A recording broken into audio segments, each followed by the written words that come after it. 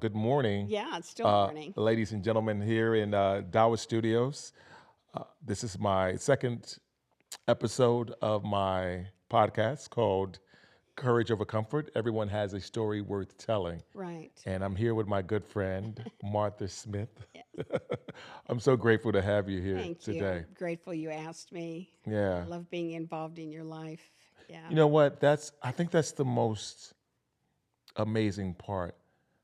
I'm grateful that you're involved in my life. I just love your stories because they parallel, even though our age is so different. Yeah. We have probably 30 years in between us here. Yeah.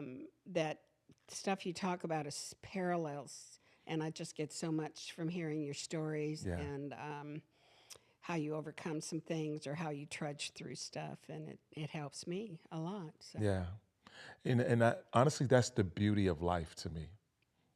As we were talking a little bit earlier, we were talking about your relationship with you and your son mm-hmm. Matthew, and I think one of the things that I can connect it to is my relationship with Lola, and I learn just as much from her as she learns from me, Yes, yeah. and tapping into other spaces in my life, and so when I hear that with you and Matthew, and then the connection that you and I can have. Mm-hmm. I'm really grateful for the experience, and Yeah, you I can don't find. see an age difference at all. I feel very much alongside of you. I try not to get age or gender or anything in between. Just see you as a person, what makes you tick. Yeah, I had the best seat in the house of being a school counselor, listening to students and their hearts and their deep thoughts. And yeah, sometimes I think I got more of it, more out of it than what they did. So yeah, and that's the beauty, yeah, it right? That's was the beauty really, of it. yeah. So I get a lot out of us. So. Yeah. Yeah, so let's bring up that mountain idea. Yeah, because whenever I think of you and Yeah, you're always running and then you just I hate running uphill. I hate those mountains. yeah. Yeah. How do you see See the how I see mountains? mountains. Well, mountains, and I just said it earlier. Mountains scare me. There's a fear that comes with it because, and what it really comes down to is it's work that needs to be done. Mm-hmm. And I think in a lot of things in life, there are some things that are easier and there's some things that are harder. And for me, it's one of the hardest things I have to do. But it's also one of the most rewarding things that Mm-hmm. I have to do. Mm-hmm. But I'm in this phase of my life where I'm being honest with myself, like just being brutally honest with myself and then accepting that. And I don't know if I've shared this story before. When I was younger, I wasn't as disciplined and I wasn't as consistent as I would like to have been. Mm-hmm. And when I went to school, I went to a school called North Central College, and Where is that? that's in Naperville, Illinois. It was a Oh. Division III school, Mm-hmm. and one of the things that the coach would make us do was run up these hills. And the hill was, it wasn't that bad of a hill looking at it now, but Mm-hmm. at the time it was like climbing Mount Everest, and I didn't want anything to do with it. And I have this running joke that I say, Okay. I didn't leave school because of that hill, but I left school because of that hill. I was only there for a semester. Really? Yeah, I was That's only there for, symbolic. yeah, That's very very symbolic. symbolic. Yes. And what happened was it's always stuck in the back of my head for whatever reason. It's always like I always remember that, and it was that thing that nagging feeling. And so now the things that I'm doing now surprises me. Like you wouldn't. I mean, this is 30 years ago, and it was what I realized. It was like God telling me that the places that you run away from or the places you fear is where you need to be to grow and to get to the places that you are. And so, yes, I do fear them, and I'm Mm-hmm. not lying about it or not moving away from that thought. Mm-hmm. I'm just approaching it, and it makes me feel accomplished anytime I do it. Yeah, because that I know about you because you Yeah, do it anyway. yeah. And so, yeah, I kind of thought, well, there's a difference between how I see mountains. Okay, I'd love to hear that. So, yeah. So, when people ask me about some of the things about my past, I'm going to get a little emotional here. Okay. It's like I have to go up and down into the valleys, over some mountains, down another valley, Yeah. over another mountain to go ahead and grab those stories because. Because of my age, I've moved so far in years away from those Yeah. stories. And I have plenty of stories currently that I could talk about. Hmm. But for me, they're a protection. Yeah. They after doing a lot of forgiving and a lot of counseling and a lot of letting go with 12-step programs, Yeah. um, that for me, they represent that they're protecting those things and that I don't need to have those run the show in my life anymore. I don't Wow. need to go, well, if this didn't happen back then and it's my parents' fault and whatever, Yeah. I don't do that stuff. I went through those angry periods Yeah. for sure and then left them and they came back out again. But for me, I think just with time and all the work I do Yeah. to keep trying to transform myself. Yeah. I told my son I never want to stop trying, and he Yeah. says, "Mom, that much I know about you. You always are trying something, and to transform my thinking and so forth, and to become the person I need to be." But yeah, and so I have to really go way, way out, and it's like telling a story about someone else now. That is very Yeah, interesting. so I don't have much emotion when I tell them, Yeah. and that stopped a long time ago. But for me, the mountains are a protection. What do you mean you don't have as much emotion when you tell them? Like, what is that? You mean like having a conversation with someone else and being able to have the conversation on a level where you're not like Yeah, I'm triggered? not deadpan and I'm Okay. not shutting off. I don't shut it off. Yeah. And I try not to watch it like a movie, Yeah. play it over again. Over and over. Because Ah. that doesn't do me any good. And I need to, like you, move forward, put one foot in front of the other. Yeah. And we were talking the other day about sometimes I didn't plan, but my body did it anyway. I didn't want to go to a funeral with one of my neighbors. And Yeah. I thought to myself, why did I offer myself to do this? Her two sons would have taken her. What am Yeah. I doing trying to be this for everybody? Let me, go with you during your time of remorse and so forth. And I thought, why am I doing that? I don't need to fix or put myself out there all the time as let me be the good friend for you and whatever. Yeah. And she wasn't there for me. I mean, not that I'm comparing. She wasn't there for me when my husband passed. Yeah. She didn't call me. She, and I had to challenge her. I said, you never even, called me or, and she Yeah. apologized and so forth. But it wasn't about that. It was Mhm. about me feeling like I need to be there for everybody. Yeah. So I thought, well, I have a good excuse to get out of it. I had an ant infestation in my apartment, and so I had a great excuse. And so I was, fighting myself, going to sleep that night, and then fighting myself in the morning. And just my body took over. I got in the shower. I didn't know what I was going to do, whether I was going to pick up the phone and call her Yeah. and say, I'm not coming with you. And then I thought, I'm just, God, lead me into, and my body just went on without me. Yeah. Yeah. And so I ended up going with her, and I had a good time, enjoyed being around her son. I knew the person that had passed away. Yeah. And so I thought, okay, you know, uh, keep Here me I from am. getting in my way so much. But Yeah. it did wake me up to being more cautious about deciding what I'm going to put myself out to do because I need the time to fix myself, Exactly. clean up my side of the street. No. So, yeah, I'm really taking a look at not, doing that so much. Yeah. Yeah. Something you said made me think about people pleasing. That's what it was. Thank Yeah. you for defining that. No, no, Yeah, and that's what it was. It was, and for a long time in my life, that's what I did, personally, and trying to be there for someone, but there was always an expectation of them, expectation to get something Yeah, from you're them. such a nice guy. Yeah, and I appreciate it. Yeah. But what I needed to do is figure out what unconditional love was, and ultimately just do that. Okay, I hadn't You thought know, about it in terms like that. Y- Go on with that. Yeah. and what I mean by that, so I was having a conversation actually with my therapist earlier today, and I was telling her about this race that I just did over the weekend, or where I was pacing a friend of mine. And in a lot of sense, I ask myself now, why am I doing this in this moment? Am I trying to expect something from it? Am I getting something from it? And if I feel that that's the case, then I have to check myself. It's good that you stop and ask yourself Yeah. questions because You have to. you have to, don't And you? and Yeah. for me, I didn't do that. I didn't do that for a long time. And so I had a moment where I could be there for someone and I received nothing from it.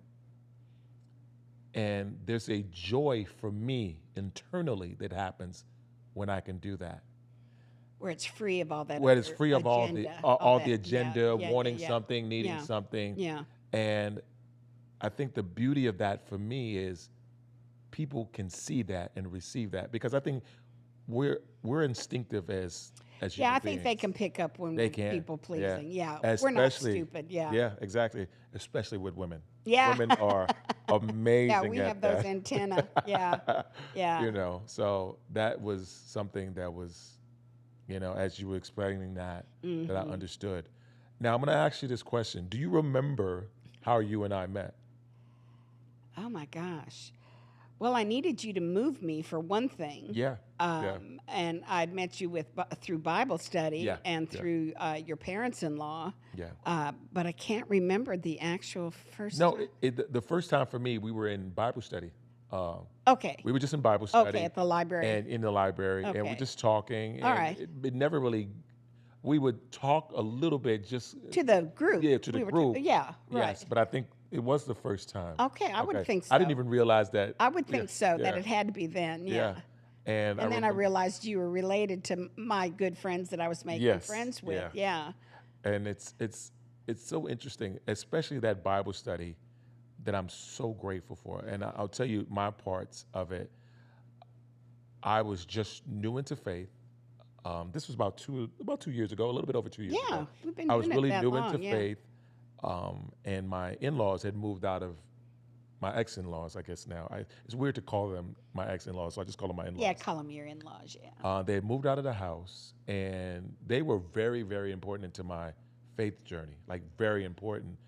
And so they They are invited to me. mine also. Yes, absolutely. And they invited me to the Bible study. And the first thought I thought was, no, I'm not doing it. Like, it's so funny where it came from, where my headspace was initially to where it came from. And I've met, man, I couldn't imagine not being able to have the connection with you.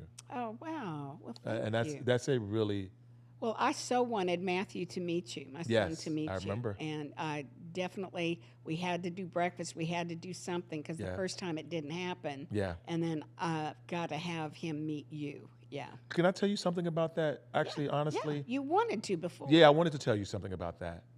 I knew you were, and I'll just say it from my point of view.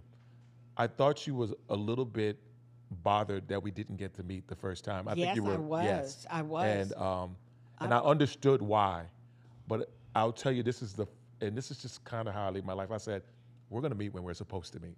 Okay. I knew that already. I was so disappointed. Yeah, and but that's but and why I say that is because I always say life is lifing, and it won't always go the way we want it to I go, know. I know. I you know. know. And so I said, when the time was right, we were going to meet. And I think now having the hindsight that we met exactly when we were supposed to meet. Well, and my goal was when he came that time is Yeah, as I'm getting older, I want him to be assured that I am hanging around some good people. yeah, And he knows I always pick good people. yeah, But I wanted him to actually, in case something happened, that he knows he can, oh, yeah, there's Ron, there's Jerry, there's Harold, there's Julia, there's Herman, yeah. that he could actually pull them in if he needed. Anything. And I knew that you would be a good person to stand beside him Yeah. on some things. Yeah. And so I had kind of an agenda there. And when it Okay. wasn't going to happen, I'm thinking, okay, well, that goal went out the window. Yeah. And, but then it did come around. Yeah. So Yeah. it did really come around. Yeah. And at the best time, And at the probably. best time. Yeah. Yeah. And I've told you this privately. Our time, me and Matt's time, is I think that how do I say this? You had a certain idea of what that relationship would be Uh huh. in terms of what you just said. Right. But I truly believe that I'm going to be working with Matt in an even different capacity later on.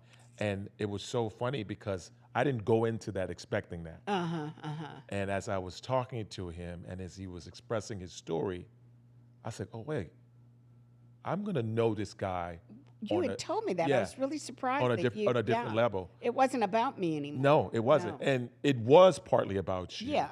But it's like, I find like God puts people together in this really interesting way. And we may look at it, and it's just life. We'll look at it on a very surface level, but there's so much depth into it.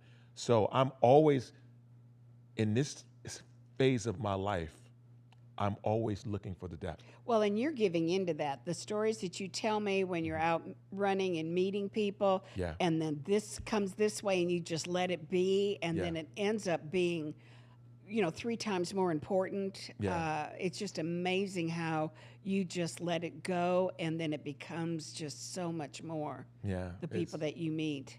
Yeah. It's And I really, love hearing the stories. It really boons me up to hear how you are connecting with people out there, Yeah. and that you're not just holding yourself so tight. Yeah.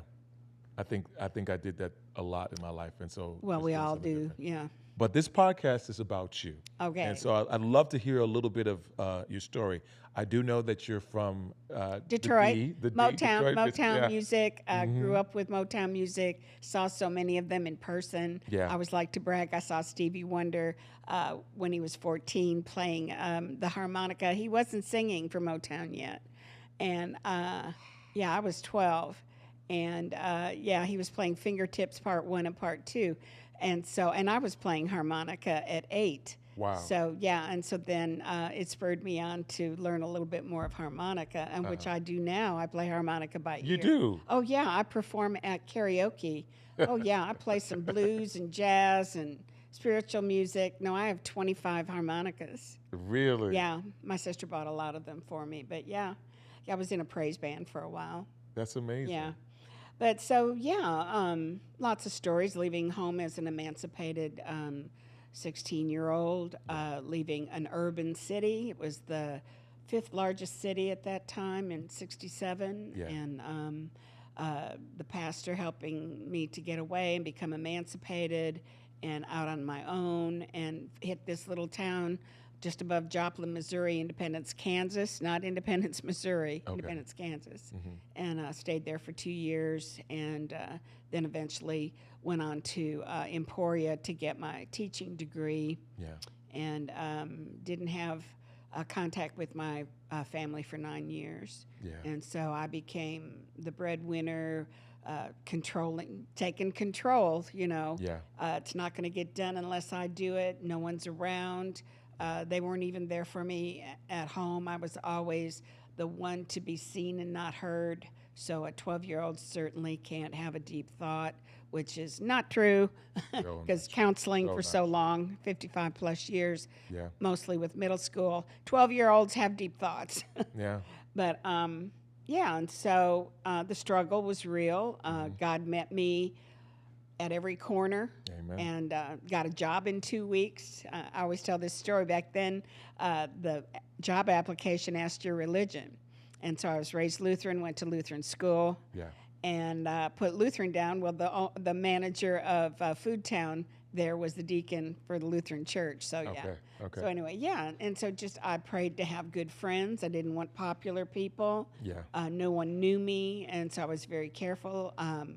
I was asked out on a lot of dates. I refused because I didn't want to get into having to handle that also. Yeah. So slowly. Now, how old are you at this time? 16. Okay. Okay. Going on 17. Yeah. And so, that wasn't for me. And but eventually, I did come around to eventually start dating in a little while. But I had to get my feet on the ground, and Okay. yeah, and so yeah, rented a room for $25, and I always tell people what I bought to eat.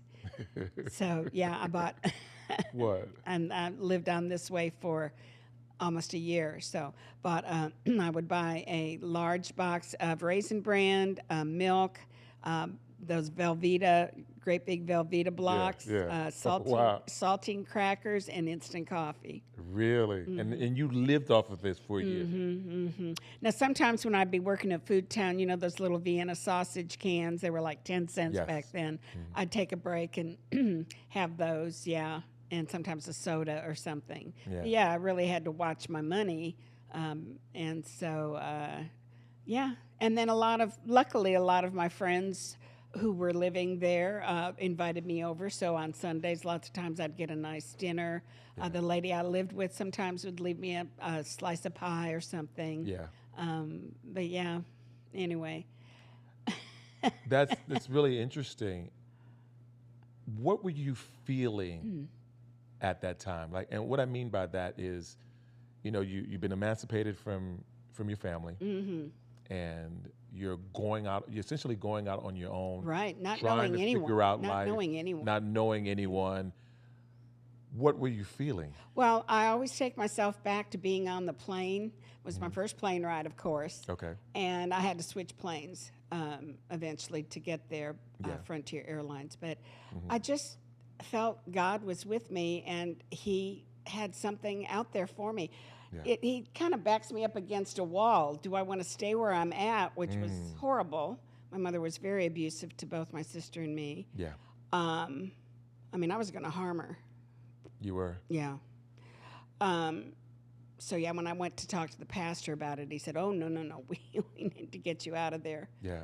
And my mother was glad to have me gone too. So, but yeah, being on that plane, I just felt so peaceful, knowing that anything was better than what I was Where you're leaving. coming from. Yeah. And I was just ready and open to it, and it just appeared to me everywhere. Yeah.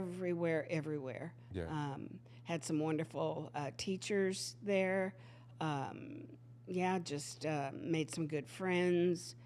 Did a lot of bike riding with them. Yeah. A lot of them took me under their wing to just, help me out, and could make some good friendships. Yeah. And yeah. Now, how did all of this lead you into your career and the steps there? Well, that started way back being Lutheran. So, grew up, born in 1949, grew up in the 50s. Yeah. Women didn't have many choices. So either you were going to be a nurse, a secretary, a teacher. That was pretty much it. Yeah. And so I was always being in Lutheran school. Now, what are you going to grow up to be? My grandmother would say, a Lutheran school teacher, right? Yeah. But I loved all my teachers. They were good people. They were sane. I wanted my first grade teacher to be my mother. I thought, man, could I beg her, go over to her house and sit on her porch and beg her to take me in? I mean, something was wrong in first grade when I'm thinking that. But they were good people, and I wanted to model myself after. So, I had a lot of good models in front of me, and I thought, you know what, I could see myself doing that. Yeah. And that's pretty much where it began. That's amazing. And what I find interesting in that is what you went through from your past. You were able to help others. Right. So then I that eventually became a counselor, and, listening to the hearts and souls of kids, turning in a lot of abuse cases. Yeah. Being really amazed how some students can still come to school. And I was surprised how my sister and I used to come to school. Yeah. We'd leave the house an hour early just to get gone before my mother got up. Yeah. But to understand that many of them, luckily I was never sexually abused, but dealing with students who have been and they still show up to school amazes me. It's amazing. Amazes me. Or when there's older siblings bossing them around or taking their stuff, and they come to school and have trouble learning. Yeah. I had trouble learning.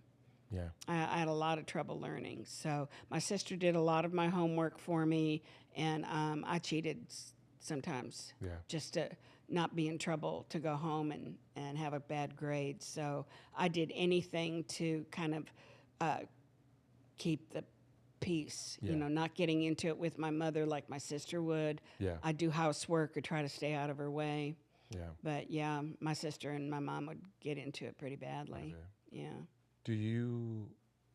Here's a question, and I was just thinking about it. I was reading something that I wrote to my dad earlier. Have you forgiven her? Oh, yeah. Took me a while. Yeah. I certainly didn't want my mother to get cancer. She got Yeah. 3 kinds of cancer, and I didn't wish that on her Yeah. for sure. But I hated her for a long, long time. I hated her the whole time growing up. That's not okay. Yeah. Scared to death of her, feeling like you have an enemy in the house. She was very vindictive, masochistic, would do things like cutting my hair off because I lied. Yeah. Mommy Dearest movie, coming upstairs, and when things weren't in order, piling things out and hitting us with a garter belt till we Yeah. put the stuff back. And yeah, just some really weird stuff that's not okay. But, getting counseling really helped me Yeah. too. So, but yeah, definitely, definitely. Trying to understand someone that's bipolar, narcissistic, because I couldn't understand growing up why she didn't like me. Yeah. Yeah, Yeah. that bothered me a lot. Why didn't she like me? Yeah. I I can relate in a lot of ways, and What's that? What hits you? in the sense, like, so I didn't have a great relationship with my dad, but it was different. He wasn't present, and for a long time I couldn't forgive him for any of the hurt that I was feeling. And the truth of the matter was, he didn't do a lot of things because he wasn't present, and it wasn't all his fault, but I still internalized it Well, you only have so much knowledge as a kid, as a kid. and our skills and our tools. Yeah. Man, I wished I would have had some of the tools I have now. Yeah. I mean, we were trying to do our best just to find some answers, and it's really tough because we want something better to go on, and we Yeah. don't know how to make it happen. Yeah. I'll even add to that, as kids, you don't. But I think even sometimes some of us as adults never grow out of our childhood, Sure, I've been around a lot of people like that. and don't have the tools Yeah, get on with life. You to can't. work through it. Yeah, so that was your start. You're Yeah. going to have to carry that with Yeah. you the whole time. No. And I definitely wanted to be a good parent. I answered that. Yeah. God helped me with that. Yeah. And I don't even want to ask God for anything because Matthew's a good person, and Yeah. there's my treasure, and yep, he's living his life. Yeah. Yeah. Or when you were having Matthew, where were you at that point in your life? Were you married? Were you Yeah, I was married and already in your teaching, teaching career? Yeah. teaching in Fort Hood. My husband had joined the service and been stationed in Fort Hood. A lot of older teachers came out and really helped me a lot, Yeah. and even cautioned me that when I divorced, that I was going to make Matthew and me against the world. And they cautioned me that he would grow up to hate me if I did that. So they got on me a lot. Really? Yeah, and they said, one time they said, you can't even bring him around. He's a spoiled little, So they said, you need to start doing something or you can't come around with him. Yeah. And so I sat down and I gulped and I said, okay, tell me what you think I need to do. Yeah.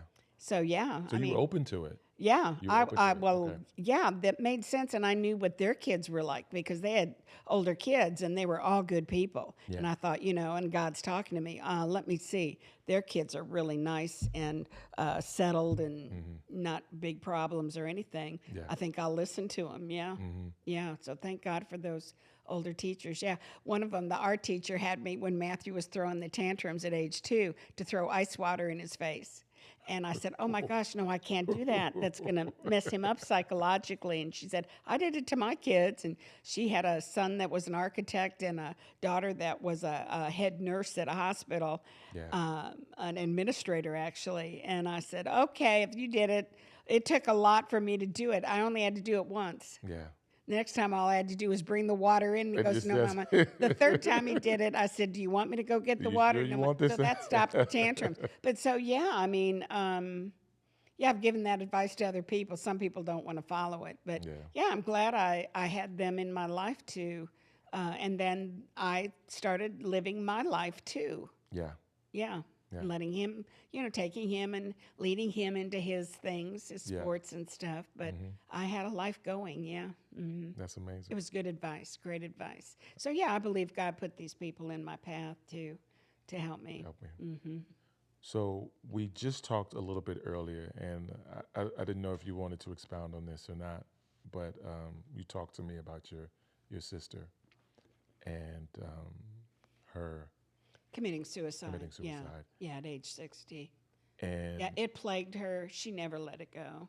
she never let the things from the past No, no. When go. she would write me, oh my gosh, I'd get these letters in the mail that were like 20 pages thick of Yeah, where she would be journaling yeah, rather than getting serious counseling, yeah. journaling all this stuff to me. It would be hard to read. It would be Yeah. interesting. And I tried to support her as much as I could, but just couldn't talk her into staying into counseling. And yeah, and then I just got very busy with my career. But we always were talking with one another. But she's in Michigan, I'm in Texas, Yeah, and she'd call me on the phone and stuff. And it was always, "How are you?" And then in the next breath, yeah, she had to tell me stuff that was going on. So I listened to her. yeah, Basically, was a listener for her. But I understood why she had to do it. Life was not going well for her, and she didn't see any other way out. And it really took a toll on me for 2 years. I could barely fall asleep without weeping after her after passing, she committed after suicide. It suicide. took me Yeah, about 2 years to finally get a little bit more help and work on letting it go. And that's when I got into 12 step. So that year in yeah, 2006, I got into a 12 step program. They had a grief and loss group, yeah. and stayed in that. Still go to You still do it. Celebrate Recovery. Great programs. Yeah. Yeah. Was there in the recovering? Was there guilt? Is that part of what it was, or No, no, just the grief of letting no, go? because I felt like I was always there Yeah, for her. yeah, okay, Even being younger than her, I felt like I played the older sister. yeah, Um, I think maybe a little bit because I wasn't there and she was stuck with my parents being, near enough that they could travel to see her. yeah, And so she was stuck with them. So anything they gave her or did for her, she deserved it because I didn't want to be around my mother. My dad yeah, was a pretty nice person, but he just couldn't control my mother. But I liked my dad a lot. But I saw him as not standing up when we were younger. He could have stood up to her, but he worked a lot and just stayed gone. I don't blame him. But they argued all the time. It was not fun. But yeah, no, I just kept reliving her life, yeah. not mine, Hmm. but But hers. but hers. And so I was there all those years watching her get beat. Hmm. Her arguing with my mother and running away and all of this, and I just couldn't let her life go because she never was able to really overcome. And Yeah, she was a spiritual person. yeah, It just she wasn't much for accepting help, I think. yeah. And honestly, I think Yeah. that's the toughest part. Sometimes, Yeah. I'm I'm so grateful for my community, and this is on all levels. Mm-hmm. And I was such a lone wolf, independent person that I didn't know how to Connect. connect. I didn't, not even, Well, not you're even sure connect. making up for it Yeah, now. I'm Oh definitely my making up for it, gosh. but not even to necessarily connect. To be able to let down my guard enough to Mm-hmm. say, I need help. And as you were just talking about that, I was where your sister was at one point. Like I told you, I'd hit my rock bottom, Mm-hmm. and my Stay therapist, yeah, away. Well, yeah, yeah. yeah. And with my therapist now, I love her to death. I've been with her 5 years. She is my That's She has been one of the greatest things that's ever happened to me. it's great. But the first few sessions, Not comfortable, huh? they were not comfortable. No. I didn't want to be there, and I didn't want the help. It was just I had to weather the storm to get there. Right. And I had a situation. Actually, I have a friend who had some tenants. Had some what? Tenants. He had tenants in his Oh, house, okay, got it. and I went to go visit him. And I'd been through the midst of the divorce. He had three other tenants, and I think two of them and the friend had just recently gone through divorces and trying to manage All it. of them in the house with Yeah, him living. and that's it was being in it. It was weird and tough, but I talked to one of the guys, and he didn't understand how I was being able to manage how I was. And I'll tell you, it was faith, it was running, it was my therapist, and it was my community. And I wasn't dating at the time. I haven't been dating for a while, and I knew that I didn't need to because I needed to figure out something in me, Right. Okay. and I had to do something different. But we were having a conversation, and he didn't. I could tell that he hadn't worked through the issues with his ex-wife, but yet he was trying to find solace in other Thanks. women and other Oh, things and yeah. other women. Right. And I wished that I had more of conversations with him. But before that happened, he had ended up committing suicide. Oh, you haven't And told me that. yeah, and that was even though I didn't know him on a deeply intimate You level, knew him enough. I knew him enough to know his story. And I I wish that in some ways, I don't feel guilt, but I do wish that I'd been able to say more that may Had have made a helped him. difference. That Yeah. it made a difference. Yeah. But being in that head myself, because I was hospitalized for clinical depression, talked Yeah. to you about getting Yes. shock therapy. I was 35. Yeah. Yeah, the depressive mind is really weird. Nothing you could tell me Yeah. would make a difference, really. Yeah. But something you did tell me, and I'm talking about this, if you don't mind. Sure. You said shock therapy Yeah, helped help you. me. Yeah, a lot of people think it's archaic and, Yeah. the lobotomy stuff that people used to do years back. But Yeah. no, it really helped. It helps shock the serotonin, the dopamine, the epinephrine. It helps shock those cells to start communicating with one another. Yeah. And it wasn't fun at the time because I lost my short-term memory for a while. But it didn't come back after a year. Didn't come back at all. And I didn't have a year's worth of it. Yeah. I just had several weeks of it. But then I got into counseling and going 3 times a week, driving to the hospital for therapy 3 times a week Yeah. for 3 years. Yeah. Yeah. And then just stayed in counseling once a week after that.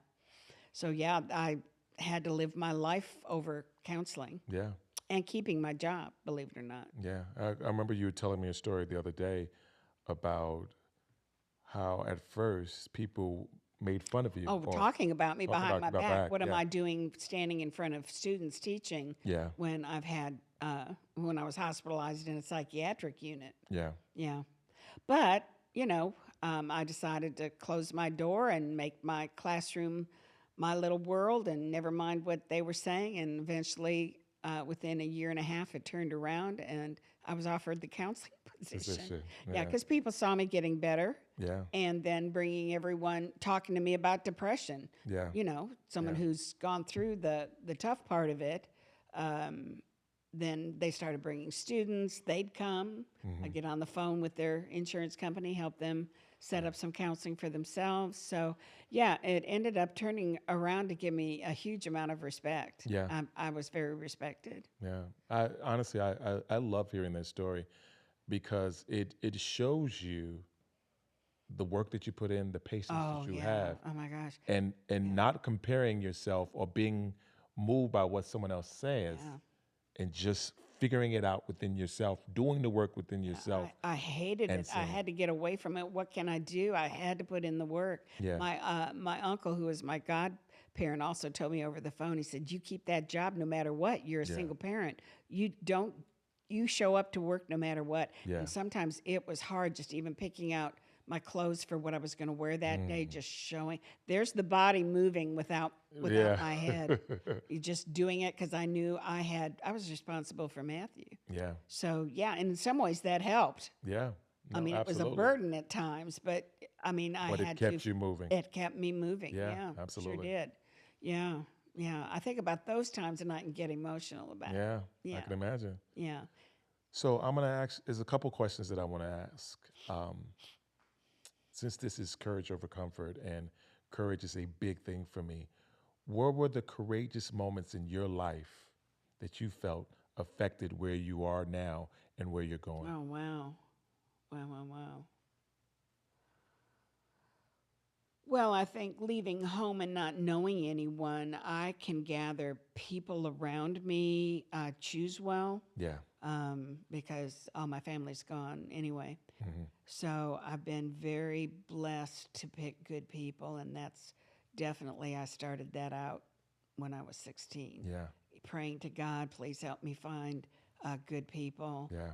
and knowing who not to be around. Yeah. Um, and I think that really, I think, is an answer to that because I'm still like that. Yeah. I left Austin to come to Georgetown and didn't know anybody Hmm. here. So, yeah, I've got a beautiful group of people I hang with. Your in laws, Yeah. for one, playing Farkle a lot. Yeah. And I just love our discussions that I have with them and their pets and stuff. And Yeah. got to know you better that way, too. Yeah. So I think that really, I think, booned me. And then, having a faith, Yeah. definitely being very blessed that my godparent wanted my parents to send my sister and me to Lutheran school. Yeah. So, yeah, I'm constantly in a Bible study or something, Yeah. and working on listening to audibles and just stuff that build my faith because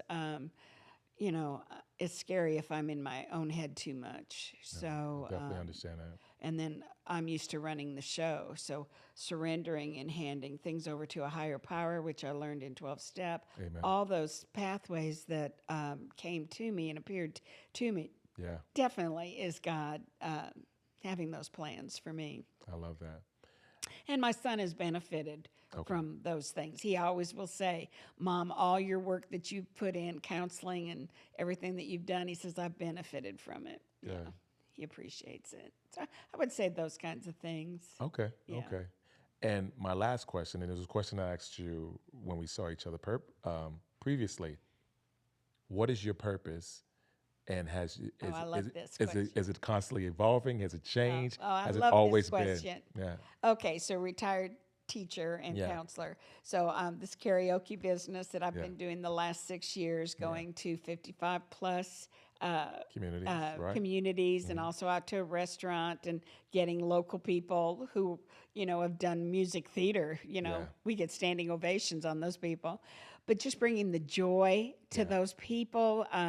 Did an assisted living a few weeks ago, and I love telling this story about this couple. This guy was sitting with his wife, and we were actually just doing music bingo. We were doing the 1950s. Yeah. And we stop and let them sing along, too. Then we help them find the song on the card. Yeah. And and they were singing along and so forth. This guy just had the biggest smile on his face the whole time. He was bringing me more joy. Yeah. And we just loved the people. We talked with them where they're from and stuff. And so he came up afterward with his wife. Yeah. And he said, this meant so much to me going over these songs. He said, my wife and I had a collection of 45s. And he said, when we got married, we were broke, totally broke. But he said, we spent money we didn't have Yeah. to get a 45 turntable so they could listen to their music. And I said, Yeah. wow, music can mean a whole lot can. to us, can't they? And I Yeah. said, I love that story. And he said, I love these songs because this is the collection we had. Yeah. And it's just, and he went left smiling. I mean, the whole time I just kept staring at him because he was having too good of a time. Yeah. And but things like that, and then watching people who don't want to sing be vulnerable and end up getting up and singing, and then we can't get them to sit down. They want to. I've had to start taking our equipment down. And one lady who'd never done karaoke before, she said, "Can I still sing some more? And I said, okay, we'll leave a speaker and a mic up for you. And we were taking things down, taking things out to the car. She was still singing.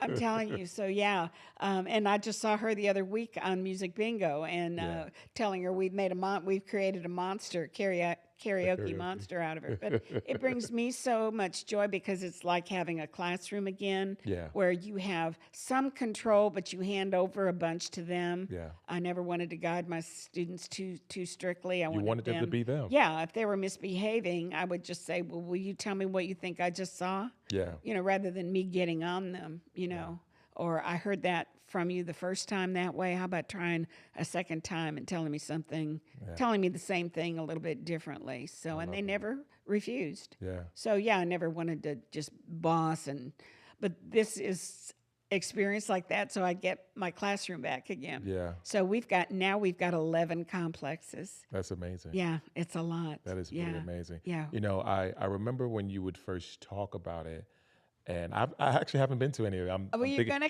come. think I'm We're coming on gonna the get you to 30th. We're come gonna this get me to month. come. Yeah. And here's the thing. I may even sing. Actually, I think the song I already kind of know the song. Practice. I'm gonna practice. I'm gonna Practice so you practice. don't do cold turkey. Yeah. Yes. Yeah. It's just, But no, I may do cold turkey. That's fine, too. Sometimes you need to Sure. do that. Yeah. But I think the first song I'm gonna do, if you have any of these songs, we have thousands of them. it'll have to be a Stevie Wonder song. Oh gosh, yes. Oh, it'd We have to have- be a Oh Stevie yeah, Wonder we have song. him like crazy. Good, We have good. Motown. Oh yeah. Yeah. Yeah. But when I first heard about it, and I'll just tell you about, I think there was the nerves. I was like, I'm not doing that. That's not something that I would do. But I'm so in a space in my life right now that I'm like, no, I do it. Even if you feel stupid, even if you feel silly. Exactly, because But- people understand it. They're so understanding. We're all there. Yeah. That they'll applaud you even if you're horrible. Yeah, Yeah, exactly. they'll applaud you. But to see how you've grown it, I it's know been it. amazing. And that's what happens, I think, when you live in your purpose. Definitely. The things will come. Yeah. The people will come. And that's what I'm seeing. And with it's a that. lot of work. I mean, I we imagine. have wagons full of equipment, Yeah. and I'm 76. I've got some arthritis here. It's tough, so we have to pay someone to kind of help us Yeah. load and unload the equipment, and it is a lot of work. Yeah. But it is totally worth Worth it. I have to come home the next day if we're not performing the next day, Uh-huh. and just kind of totally unwind. Yeah. I don't even put the equipment away for a day or two Yeah. because it's just wore me out. Yeah, I love and we do dancing too. So we Do you play really? dance. Oh yeah, Uh-oh. we play dance songs. Yeah, Yeah. And people will get up with canes, with walkers, with wheelchairs, and get out on dance. Yeah. We have a friend that passed away in May, Roger. Yes, Roger. Yeah. And Yeah. I got to see that part, which is really, really cool. Like being able to, Yeah, he and I presented a lesson together. yes, I one time. remember. Yeah. I remember. And amazing lesson. And so I love that you're doing this because it's things like that was important to him, I think. Yeah. being Oh, yeah. able He was to good share. to be able to tell Yeah. about his life and how it connected with the lesson we were Yeah. trying to teach. Yeah. Yeah. I was amazed the stuff he did with high school Yeah. bands and Yeah. just an amazing He was a life. talented man. Very talented. Talented Very man. talented. But anyway, that is our time. All right. I'm Ron Aladini. I'm here with my amazing, amazing friend, Martha Smith. Mm-hmm. And this was Courage Over Comfort. And I just want to say thank you for telling Thank your you story. so much. I just really enjoyed this and glad it just, just navigated the way it needed to go. Yeah, absolutely. Yeah. Absolutely. So we're out. Peace.